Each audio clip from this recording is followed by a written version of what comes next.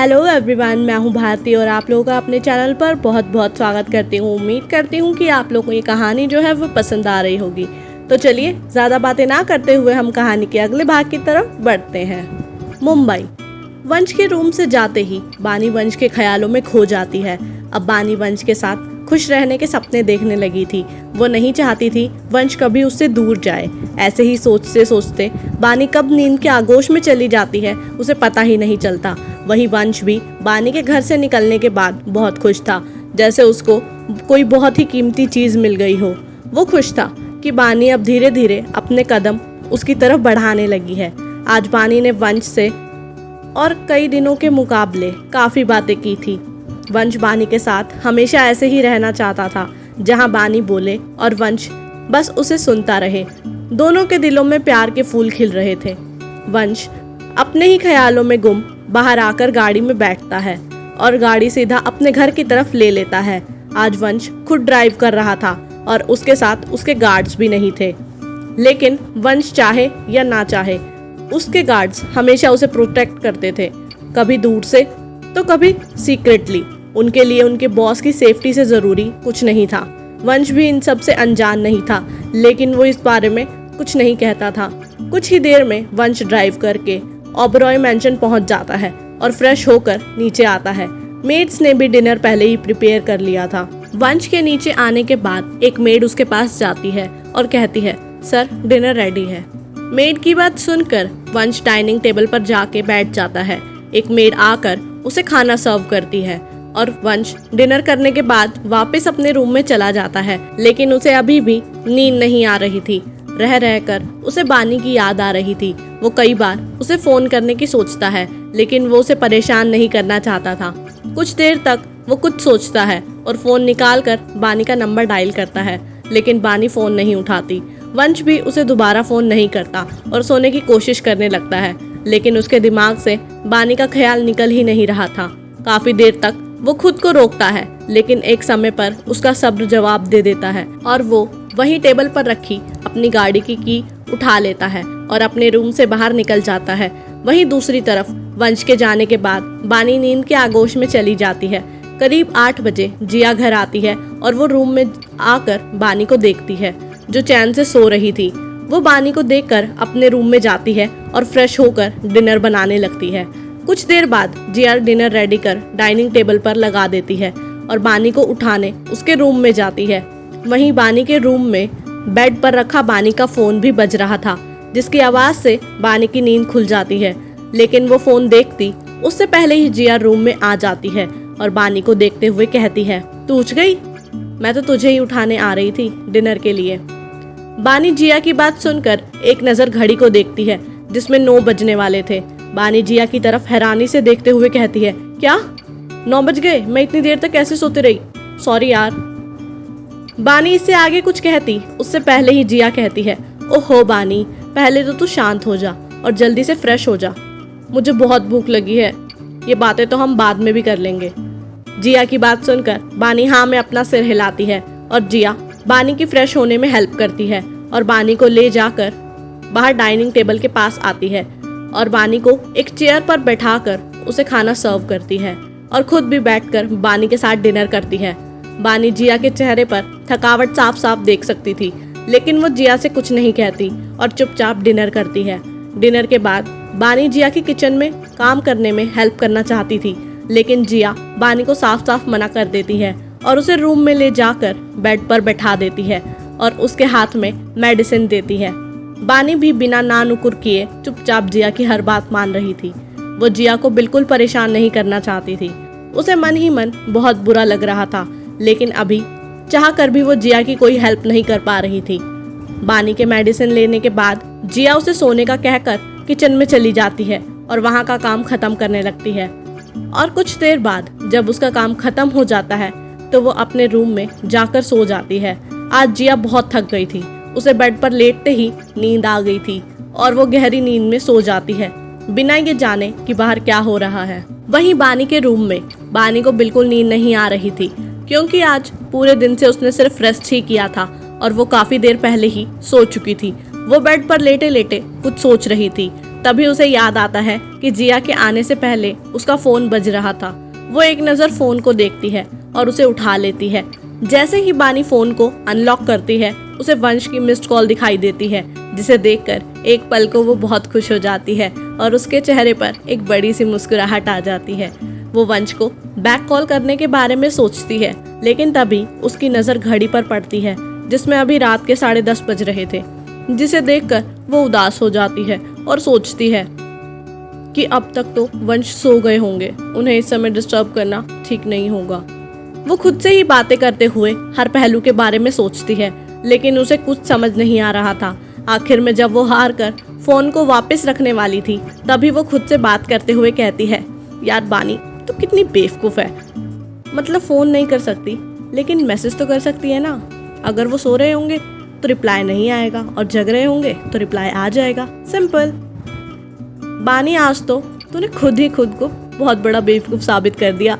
और वो खुद पर ही हंसने लगती है। बानी तो अपने में मग्न फोन को देख रही थी और हंस रही थी कि तभी उसे अपने बगल में किसी के होने का एहसास होता है। बानी खुद में इतना मग्न थी कि उसे पता ही नहीं चला कि कोई उसके पास आ गया है। एक पल को बानी डर जाती है। उसे समझ नहीं आता कि कौन उसके रूम में आया है, लेकिन फिर वो खुद को संभालते हुए थोड़ी हिम्मत करके अपने बगल में देखती है।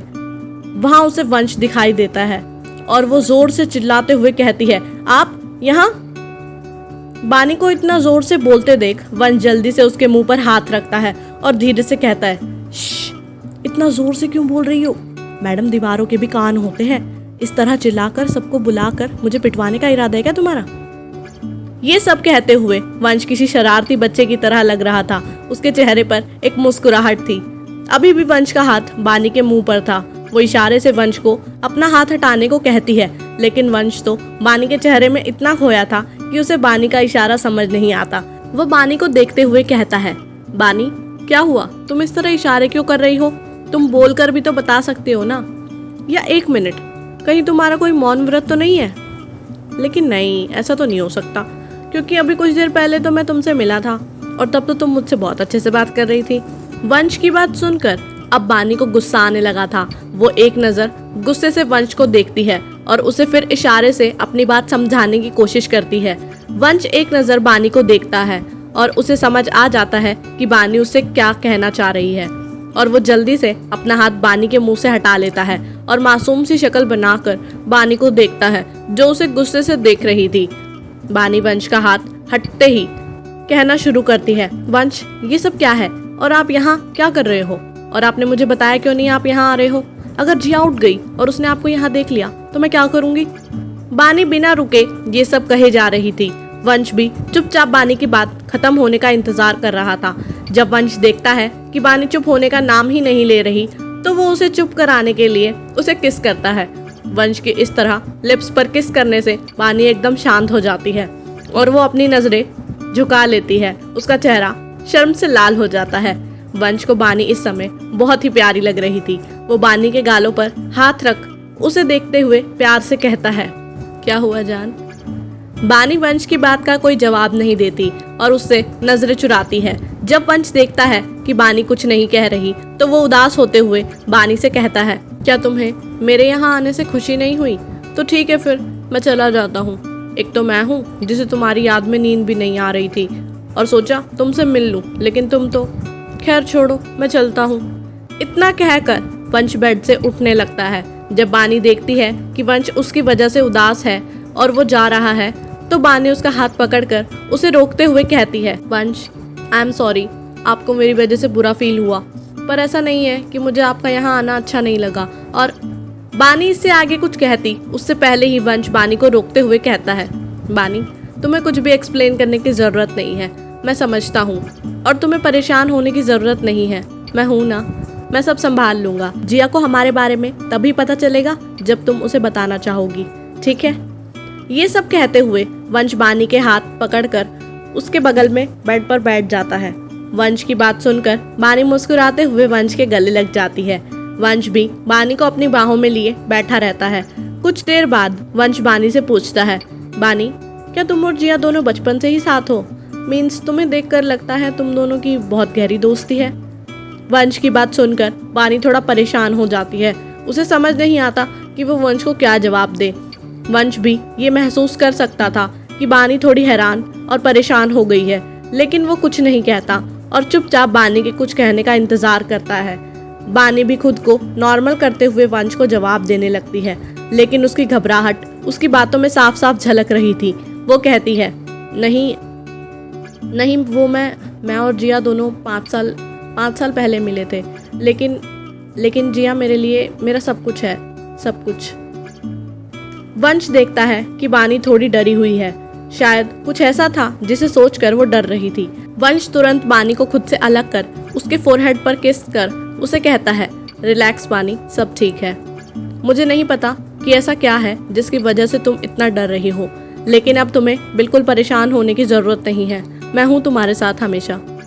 वंश की बात सुनकर बानी भी शांत हो जाती है और हल्की मुस्कुराहट के साथ हाँ में अपना सिर हिलाती है और वंश से कहती है, वंश बहुत लेट हो गया है, अब आपको भी घर जाना चाहिए, कल आपको ऑफिस जाना है ना।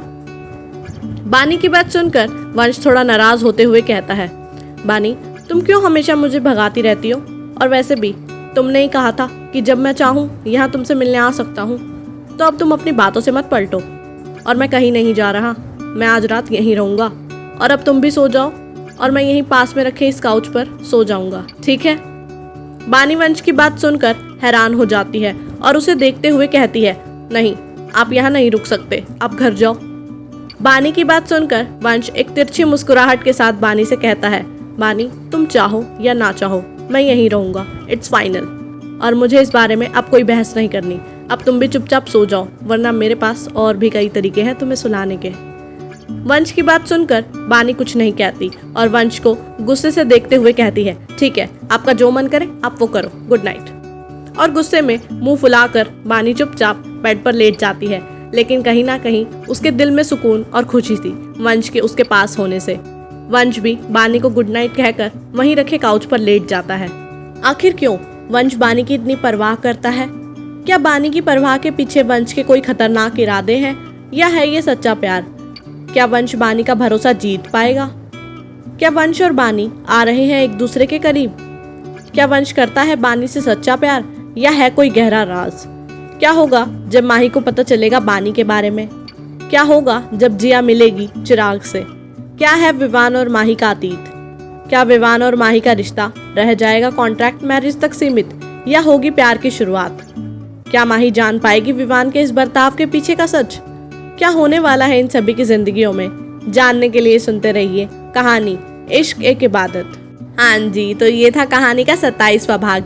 उम्मीद करती हूँ कि आप लोग को ये एपिसोड जो है वो पसंद आया होगा। तो अगर आप लोग को ये एपिसोड पसंद आता है तो वीडियो को लाइक करना और चैनल को सब्सक्राइब करना बिल्कुल भी ना भूलिएगा, और कमेंट करके आप लोग ज़रूर बताना कि आप लोग को कहानी जो है वो कैसी लग रही है और आप लोग की फेवरेट जोड़ी कौन सी है, किसके बारे में आप लोग ज़्यादा जानना चाहते हैं, मुझे कमेंट करके ज़रूर बताइएगा। बाकी जब तक नेक्स्ट एपिसोड आता है तब तक के लिए बाय एंड टेक केयर।